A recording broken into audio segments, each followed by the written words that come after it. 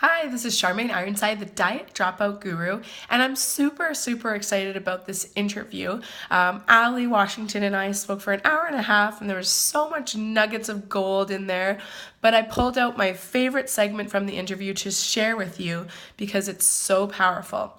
And she's going to share how at 29 years old, she knows that she is not willing to be, 65 going on 70, still chasing another diet like her grandma is. And so she's going to share her story about having everything she thought she ever wanted in life, but her body was the one thing that was keeping her from being happy, or so she thought.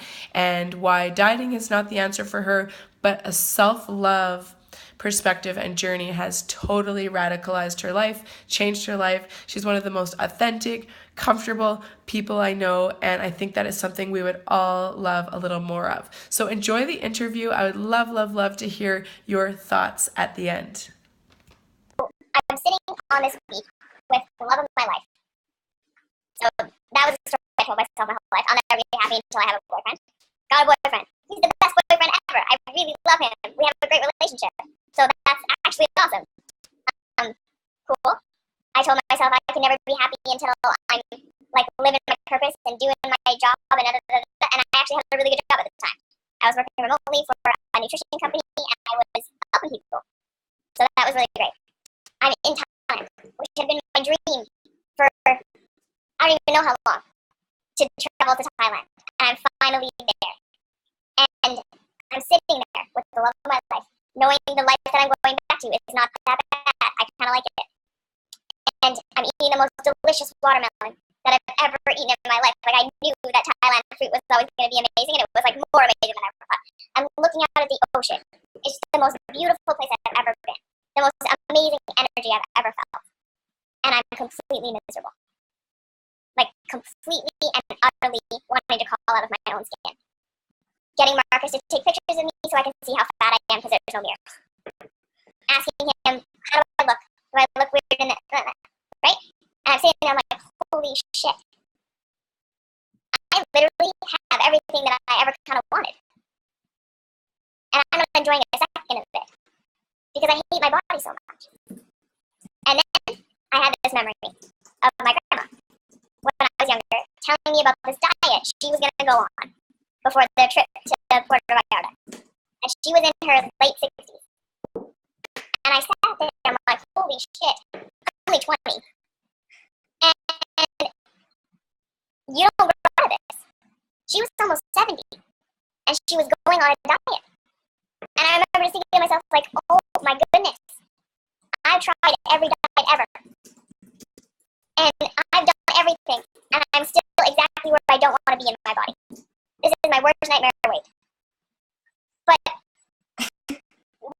I might not figure it out. Because I haven't figured it out for over the last 10 years. I'm exactly where I was when I started. Like, that was that kind of moment. I was at the same weight I was when I hit puberty. It was like this full circle. Like, holy crap, I've been through all of this. Anorexia, every diet, blah, blah, blah. I'm right back where I started. I have nothing figured out. She was 60, almost 70, hadn't figured it out. And so I was like, this isn't going to work. I can't do this. I'm not going to miss my entire life because of this body thing. And the truth is, I may never get that body that I want. Because 10 years in, I still don't have it. And I'm nowhere near. I'm not even close. My grandma was 70. She didn't have it either. She hadn't spent her whole life not having that body that she wanted. So I was like, if this is going to be what this is my body. I've done everything I can to change it, and I can't. So what am I going to do? Right? I can't keep doing the same thing over and over again and expecting different results. So what am I going to do? And I said, okay, the diet thing is obviously not the thing, because I've done that 100 million times. Every new diet seems like it's the new diet. It's not the new diet. It's the same thing I've always done. So I have to do something different. So literally I went and got a massage. And I intuitively chose ylang-ylang essential oil, which is actually, I found out later, energetically is supposed to help you with release. So I'm getting a massage. I'm having this oil, this ylang-ylang, and for the entire massage, I was like, I released this idea that I can't love myself until I'm skinny. I don't know how, I don't know why, I don't know what I'm going to do to get to this place where I love myself no matter what, but I have to figure it out. And so I said, I'm going to stop dieting. That was the first thing that came. I'm going to stop dieting. I'm going to stop doing exercise I don't like. I'm going to stop wearing clothes that are too small for me. I'm going to stop looking at myself in the mirror every day and checking out, have I lost weight? I'm stopping weighing myself. No more of that. What I am going to do, I'm just going to choose foods that make me feel good. Not, is this going to make me thin? Is this going to make me lose weight? Do I like it? How does it digest for me? Like, how does it feel in my body? Just that. No food is good or bad. It's just food. How does it feel? I'm going to sit with my emotions. When I feel like shit, I'm not going to diet. I'm not going to go look in the mirror. I'm going to just notice what I'm feeling. I'm going to stop saying shitty things to myself when I look in the mirror. I'm going to start saying nice things. I'm going to look at the areas that I like. I'm going to acknowledge the things that are good about me. I like my eyebrows today. It's a good hair day. Those are nice eyes. If that's all I had, that's all I had. But I made a commitment. I wasn't going to say anything mean to myself anymore. If I wouldn't say it to my sister, if I wouldn't say it to my best friend, I wouldn't say it to me. And then fourth thing, out loud. No more saying mean things about my body. So there were times where all I wanted to do was talk about how fat I was. Or how do I look puffy today, or blah, blah, blah, right? And I'm wanting to crawl out of my skin, hoping someone else will say something so that we can talk about it. And then, so one day I went to my sister, and she's sitting in her office doing her work, and I just sit there. And I'm just like, so uncomfortable. I just wanted her to be like, you look puffy today. So I'm like, yes, I know, right? Of course she didn't.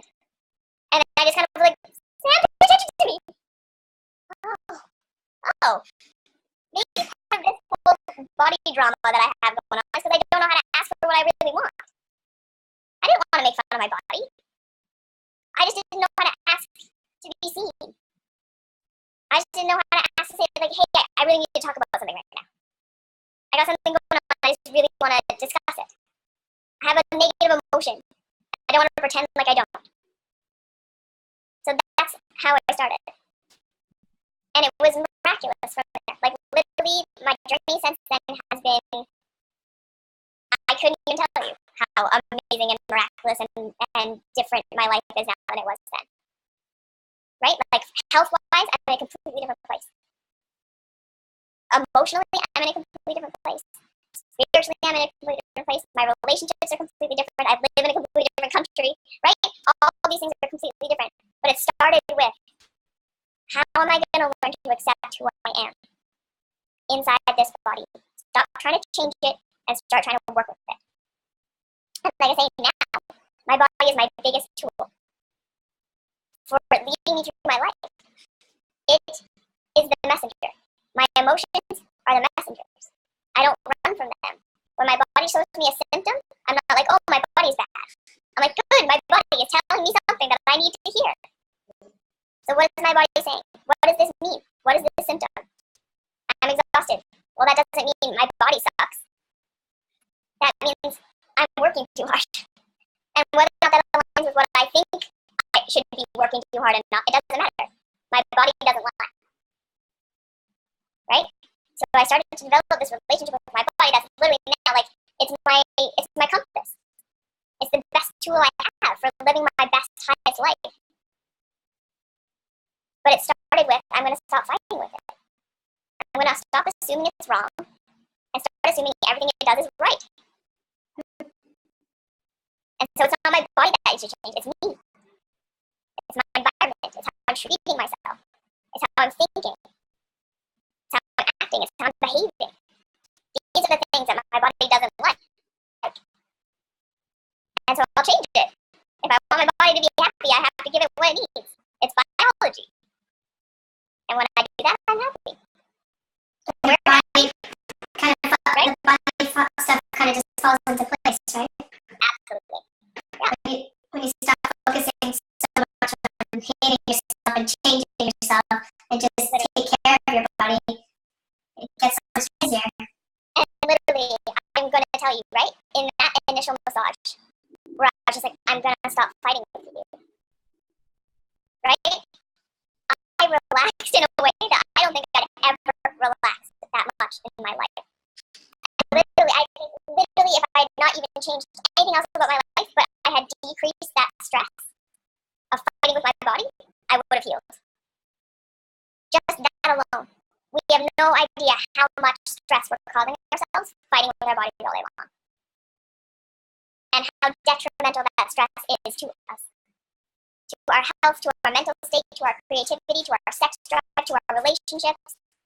It kills all of it. That stress. So we're thinking we're going to become these sexy, creative, vibrant, fun, blah, blah, blah beings by hating our bodies into these perfect shapes. And it's the exact opposite.